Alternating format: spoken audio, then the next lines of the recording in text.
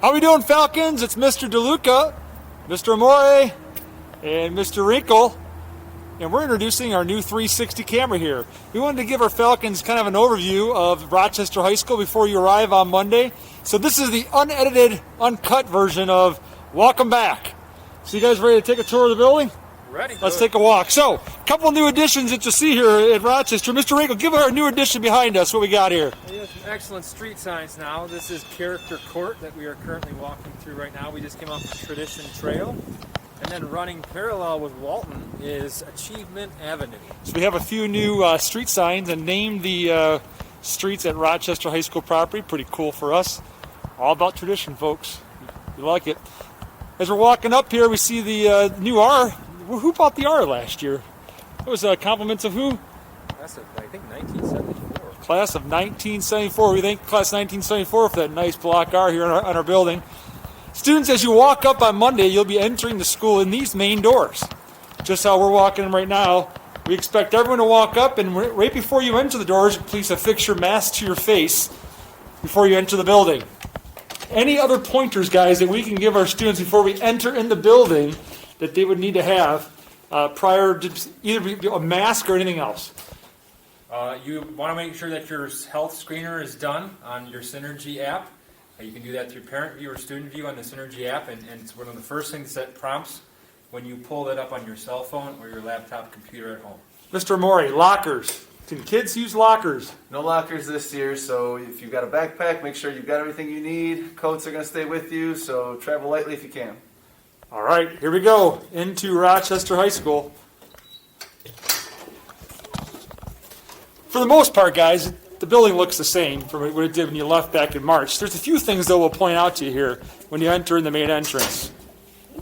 We have a Purell hand sanitizer station, actually a couple of them. You're going to see them all throughout the building. We're going to see stands like this one right here between the two columns, or sanitizer stations like this one over here on the wall. Those are all throughout the school in just about every hallway and every corridor. For our parents and students at home, using a 360 camera right now, you can drag and drop and move up and down and see what we're looking at right now in the school. And if you want to find the Purell station that Mr. Wrinkle was talking about, it's one's behind Mr. Amore here, one's at the main entrance. Guys, let's take a walk to the student lockers this way. Before we move, Mr. DeLuca, though, this IFP up here is showing the student video that the district put out. Some of our own students participated in this.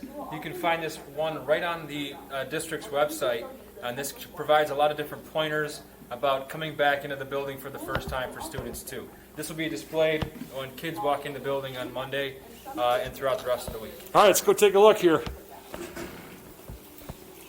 As we walk, notice some of the signage around bathrooms, on the floor, reminding you to keep your distance of 6 feet if possible, and also limits on bathroom capacity. So, for example, this one, 4 people at a time max. One of the questions that we were getting recently was, are students able to use the bathrooms? Whoa, stop. Time out, Mr. Wrinkle. Whoa. Time out. Take a look to your left, everybody, here on your camera. Just you drag out your left. Yep, sorry. Can we give a little update on what we're going to see in the hallways right now? Well, yeah, before I get back to the bathroom thing, we have added a lot of new murals to the building. Oh, yeah. We're going to pass by quite a few of them. This is one of our first. And kids, you're going to see this as soon as you walk in the building. The old traditional Falcon head right there. All right, sorry for interrupting you. I apologize. No problem. Back to the men's bathroom here. So back to the bathroom here. Students are able to use the bathrooms both before and after school, during passing time, and then they also are able to use those during class. We're just hoping that that's limited, how many people are in the bathroom at one time, but then also limited in terms of students leaving the classroom. What happened to the upper collab? Well, the upper collab is closed off, except for a small section right here, Mr. DeLuca. So when we have students in the building, this will be opened back up, and you'll see kind of a tunnel system right here. So, Falcons, you know how hectic it can get between the F hall and the B hallway. So in order to help avoid some of that traffic, we have opened an external route from the F hallway to the upper collab You're space. telling me I can walk from the F hallway, 2-story stairs, and go outside now? You can. All right, that's As what long I'm as talking it's not about. snowing or raining or anything like that, You can cut through that outdoor path. We'll have this doorway open with or Deputy Curtis. We'll funnel you guys right back into the building here.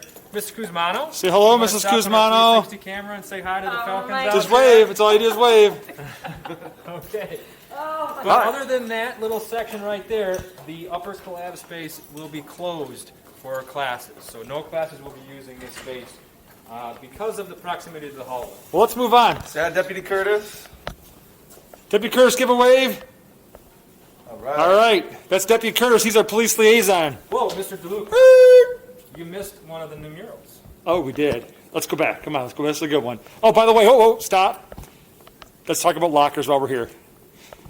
Lockers? So as we mentioned, no lockers this year, so these areas are roped off. We do have some travel corridors here down the side, but you will not be able to access these lockers.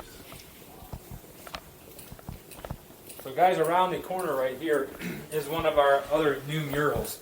You'll notice kind of a new phrase for the first time too, hail to thee. So if you're thinking about our alma mater, it is the very beginning of our alma mater. And you're going to start to see that a little bit more often throughout the building and even on some of Mrs. Land's stuff from the school store. Kind of a new thing that we're going to try to incorporate a little bit, more of our historical aspect of our school here. So this is another one of our new murals right in the B hallway across from Mrs. East and Mr. Kreitz. Okay, let's go down to the lunchroom now. Let's talk lunches while we're walking. Walk and talk. What are we looking at for lunches, guys, for regards to student capacity of lunches? So we have 4 lunches now instead of 3, and they are going to be during 2nd hour and 5th hour on Monday, Tuesday, Thursday, and Friday. So hi, Mrs. Shooks. The reason why we are on a 4 lunch schedule is because it reduces our number of students in each lunch period. Well, So let's you'll notice talk here about in the upper cab cab. space that chairs are set apart in a socially distanced manner. So students obviously are going to be removing their masks during lunch. And so we're spaced you guys apart quite a bit. There's only really spots for 32 people in the upper cafeteria here. But 4 lunches means that our number of students in the lunchroom is around 200 or less. So that's much different from Definitely. the 400 that you would have been with in lunch last year. All right, let's go show our parents our mall area nowadays, what it looks like.